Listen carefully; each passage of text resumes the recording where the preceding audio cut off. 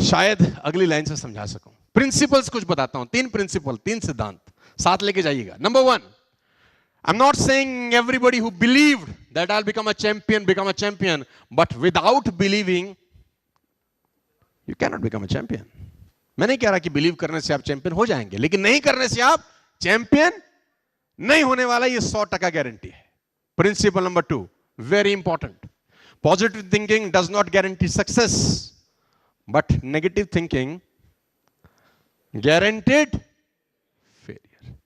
Positive thinking से success मिलेगा, इसका कोई गारंटी, लेकिन गलत सोचने पर फेल होंगे, इसकी 100%। और तीसरी सबसे इंपॉर्टेंट प्रिंसिपल है, साथ लेके जाइए, rain will fill the size of vessel you have. This is the most important principle of belief system, ladies and gentleman. Rain will fill the size of, बाहर बहुत बरसात हो रहा है, बहुत बारिश हो रहा है, धुआंधार बारिश हो रहा है, आपके हाथ में मग है, मग लेकर जाएंगे तो क्या भर के लौटेंगे वापस? बकेट लेके जाएंगे तो क्या भर के लौटेंगे? अगर स्पून लेके जाएंगे तो क्या भर के लौटेंगे? सवाल रेन का नहीं है, सवाल उस पात्र का है जो आपके हाथ में है, जिसको आप भरना चाहते हैं। तो ये थॉट प्रोसेस है कि आपको चाहिए क्या इस जिंदगी में। और मेरा ये कहना है कि जिंदगी देती नहीं है, हमेशा लौटाती है। वो उसी अनुपात में रिवर्ट करती है जो आपने उसको कभी ना कभी। Rain will fill the size of vessel you have. Ladies and gentleman, बात समझ में आ रहा है तो बोलो हाँ, are you with me? Believe system से होता क्या है? मुझसे सारे पूछते हैं कि बिलीव हो गया आपको, हमको विश्वास हो गया कि विल रूल द वर्ल्ड, हमको विश्वास हो गया बिकम एन आईएएस ऑफिसर और अ डॉक्टर और इंजीनियर और अ चार्टर्ड अकाउंटेंट और to build a company of 1000 crore 2000 crore rupees. मैं ऐसी कंपनी में जाता हूं जिनका टर्नओवर 20,000 करोड़ रुपीज का है, तो मैं उनको बोलता हूं थिंक कि हम 30,000 करोड़ कैसे होंगे? तुम बोलो सर पागल हो आप, 5% ग्रोथ सोचते हैं, 10% ग्रोथ सोचते हैं, ये साला 50% ग्रोथ कौन सोचता है? तो मैंने बोला हम सोचते हैं। बोला ये कैसे पॉसिबल है? मैं उस आदमी से सीखा हूं जिसका नाम है एलन मस्क, दुनिया का सबसे रईस आदमी है, राइट, 1 नंबर का बदमाश है। उस आदमी का एक बड़ा जबरदस्त फिलॉसफी है। देखो, खराब लोगों से भी अच्छी चीजें सीखी जा सकती हैं, although he is a very big successful human being, Tesla, you know. तो एलन मस्क से किसी ने पूछा कि आपके सक्सेस का राज क्या है? उसने बोला मेरी सक्सेस का बड़ा सिंपल सा राज है कि मैं अपने 10 साल के गोल लिखता हूं कि मुझे अगले 10 साल में क्या करना है। हेलो, मैं अपने 10 साल के गोल लिखता हूं कि मुझे अगले 10 साल में क्या करना है, और फिर मैं सोचता हूं कि मैं इनको 1 साल में कैसा पूरा करूं। तो लोगों ने बोला आर यू मैड? उसने बोला यस आई एम मैड, क्योंकि अगर मैं 10 साल के गोल लिख रहा हूं और वही गोल दूसरा आदमी भी 10 साल के लिए लिख रहा है, वो 10 साल में ही करने का पूरा प्रयास कर रहा है और मैं 1 साल में करने का प्रयास कर रहा हूं, 100% मैं उससे कहीं आगे निकल जाऊंगा। फेल हो जाऊंगा ये मुझे भी पता है, लेकिन उससे 100% आगे निकल जाऊंगा ये मुझे पता है। तो मैं लोड ले रहा हूं अपने ऊपर, मैं कंफर्ट जोन में नहीं बैठना चाहता। तो जब मैं 20,000 करोड़ की कंपनी के पास जाता हूं तो मैं उनको बोलता हूं कि think how you'll become a 30,000 crore rupees company. Thought process, दिमाग पे से एक्सरसाइज कराइए। शरीर की एक्सरसाइज तो रोज करते हैं जिम जाके 2 घंटा ना, अब दिमाग से एक्सरसाइज कराइए कि आपका ग्रोथ 10x कैसे हो सकता है अगले 3 महीने के अंदर, आपका ग्रोथ 20x कैसे हो सकता है अगले 3 महीने के अंदर, अगले 1 साल। तो बोलते हैं इस नेक्स्ट टू इम्पॉसिबल, मैं बोलता हूं हम फेल हो जाएंगे, इससे बुरा कुछ नहीं होगा। हेलो, किसी एक बहुत बड़े राइटर है जिनका नाम है लेस ब्राउन, का एक बड़ा अच्छा कोट आपको बताता हूं। उसने कहा इस दुनिया में ज्यादातर लोग इसलिए फेल हो जाते हैं क्योंकि वो छोटा टारगेट लेके अचीव कर लेते हैं। छोटे टारगेट लेकर अचीव करने से बेटर है कि बड़ा टारगेट लेके फेल हुआ जाए।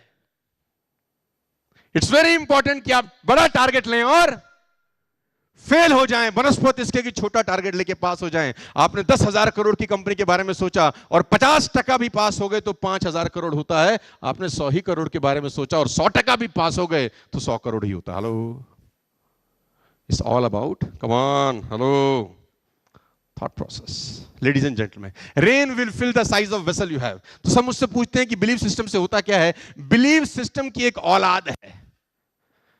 बिलीफ सिस्टम से एक बच्चा पैदा होता है, उस बच्चे का नाम है एटीट्यूड। कम ऑन, क्या नाम है?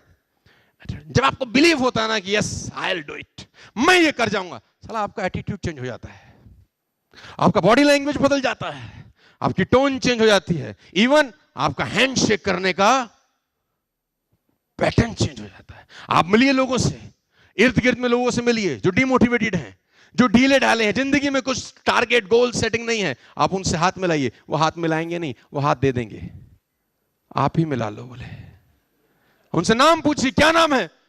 सुमित। अरे बाप ने इतनी मोहब्बत से रखा है भाई, कॉन्फिडेंस नहीं। गाइस, बिलीव सिस्टम का एक औलाद है जिसको बोलते हैं एटीट्यूड। जैसे आपका बिलीव, हमारा बिलीव सिस्टम सेट हुआ 99 2000 के अंदर कि यस यार, हमारे पड़ोस में एक अंकल थे, वो चलाते थे मर्सिडीज बेंज। तो अपने को ये लगता था कि जब ये अंकल जी मर्सिडीज चला सकते हैं तो हम भी कम ऑन चला सकते। तो मेरे पापा ने बोला ये बहुत बड़े इंडस्ट्रियलिस्ट हैं, इनके पास बहुत पैसे हैं।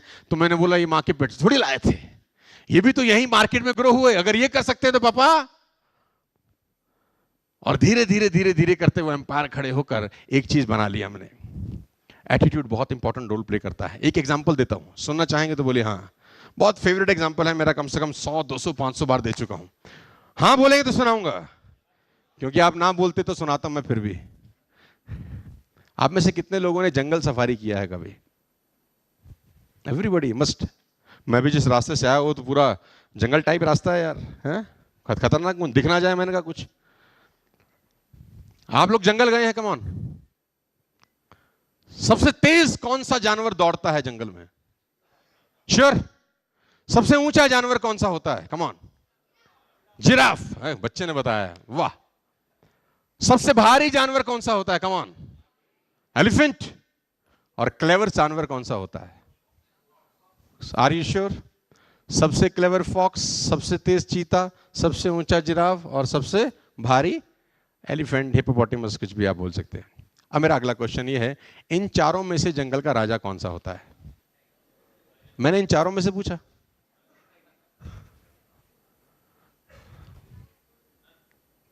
यानी राजा होने के लिए कोई क्वालिटी लगती ही नहीं है ना। If you want to become a king of the kingdom, you don't need any quality. इसीलिए मैं कहता हूं कि स्कूल में 90% बातें जो पढ़ाई जाती हैं वो जिंदगी में काम नहीं आती, और जिंदगी में जो 90% बातें काम आती हैं वो स्कूल में पढ़ाई नहीं जाती। क्या चीज चाहिए होता है जानते हैं? एटीट्यूड। तो शेर से किसी ने पूछा कि महाराज, जंगल के राजे आप क्यों हैं? ना तो आप सबसे फुर्तीला हैं, ना सबसे ऊंचे, ना सबसे भारी, ना सबसे क्लेवर, ऐसा कोई क्वालिटी आपके अंदर तो देखने में एक बड़ी बिल्ली है बस। इफ यू सीक इजीली तो आपको लगेगा एक बड़ी बिल्ली है, दैट्स इट। लेकिन साला सबकी फाड़ रखी है आपने। बोले हाँ क्यों है आप जंगल का राजा? उसने बोला कान लाओ तो बताता हूं, शो मी योर ईयर। तो कान लेके आया। उसने बोला मैं जंगल का राजा इसलिए हूं क्योंकि मुझे लगता है कि मैं जंगल का राजा हूं, because I believe I am the king of the. अच्छा आप अंदाजा लगाइए, देखिए कुदरत कितना कुछ सिखाती है। आप सोचिए, आंख बंद करके सोचिए, साला हाथी डरता है शेर से। हाथी का साइज देखो आप, हाथी की ताकत तो देखो। अगर हाथी अपना पैर शेर पे रख दे, ये उठ पाएंगे बाबूजी? सोचिए आप एक मिनट के लिए, क्या उठ पाएगा? अगर वो अपनी सूंड में लपेट के फेंके तो महाराज 20 फीट दूर जाके गिरेंगे, if I am not wrong. Hello. बावजूद इसके शेर रूल कर रहा है। एलिफेंट ने लॉयन को देखा, जंगल में क्रॉसिंग हुई, और लॉयन ने एलिफेंट को देखा, आंखों ही आंखों में इशारा हो गया, बैठे बैठे जीने का सहारा हो गया। दोनों ने देखा एक दूसरे को। तो जैसे एलिफेंट ने लॉयन को देखा, एलिफेंट के दिमाग में एक थॉट आया, पूछे क्या? ईटर, ये साला मुझे अब खाएगा। डिफेंसिव मोड में चला गया। और लॉयन ने जैसे एलिफेंट को देखा, इसके दिमाग में भी एक थॉट आया, छोटी बिल्ली है देखो, लंच, आज निपटा देंगे अपन। आप कल्पना करिए उसके थॉट प्रोसेस के बारे में। वो इतना सा जानवर, वो इतना बड़ा जानवर, वो इतना बड़ा जानवर डिफेंसिव मोड पे जा रहा है, वो इतना छोटा सा जानवर अटैकिंग मोड पे जा रहा है, just because of the attitude ladies and gentleman, just because of the believe system कि मैं जीत सकता हूं, मैं राजा हूं, ये राजा वाजा। It's all about the thought process. Are you getting me? Come on, are you getting me? Say loud and clear. बात समझ में आ रही है तो बोलिए हाँ। तो सारा का सारा खेल किस चीज का है जानते हैं? बिलीव सिस्टम का। बिलीव सिस्टम की एक औलाद है, उसका नाम है एटीट्यूड।